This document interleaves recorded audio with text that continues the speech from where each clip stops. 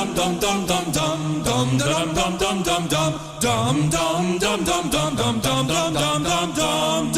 back to the dumbest bill in America. We have with us, of course, Delegate Brian Chisholm. Welcome back, Brian. Howdy. So we're calling this podcast Wannabe Moore because Wes Moore, Brian, wants to be president of the United States, so much so that he's role-playing constantly on CNN, MSNBC, ABC, CBS, NBC, and whoever else wants to hear him. But we have a clip on this. Here it is. Listen up. January 30th, we'll have another fight over a government shutdown. So what are the things that you and the other Democratic governors are doing after learning the lesson of just last week of making sure that your state is federal government proofed, that you're able to do what you need to do and keep your people fed and paid in some kind of way, no matter what the federal government is doing or not doing?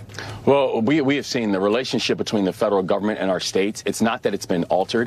In many cases, it's just been severed. We have to make sure we're growing our economy, but also diversifying off of the federal government and making sure that we're investing in industries of the future, like life sciences, like IT, like aerospace and defense. We have to make sure that we're coming up with additional protections for our people. So when we saw, for example, that the President of the United States was going to cut SNAP benefits, knowing that that is a federal requirement, and he was actually literally breaking the law so people could starve, I actually tapped into the fiscal responsibility fund, which is actually paid through by capital gains tax. And I allocated an additional $62 million to make sure that no matter what the President of the United States was going to do or say, for as long as possible, we were going to make sure that our people were receiving SNAP benefits.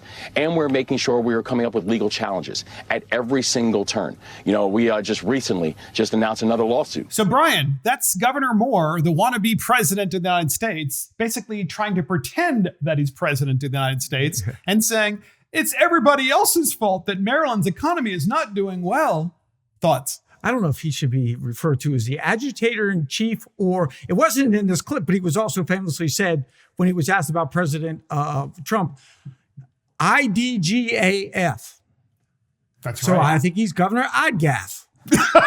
so for the kids at home, that's, I don't give a fly. Yep. That's right. But he said that, right? Or he wrote that somewhere? No, he said that. He said that live. When on the same subject. Yes. We don't care what the Trump administration does or says to us. We've basically severed ties with them, except for we need the SNAP money to come in. So we're just going to steal more of the Marylanders' money, and we'll fend that out. But you know, when it comes to the grand scheme of things, it's just the budget that's what, $3 billion in the hole now.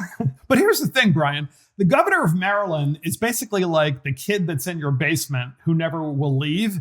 And that is to say, the kid that is perfectly capable of getting a job, right? That kind of child, and doesn't get a job. That's right. And because why should they? Because they're living in your basement rent free and they're eating your food and so forth.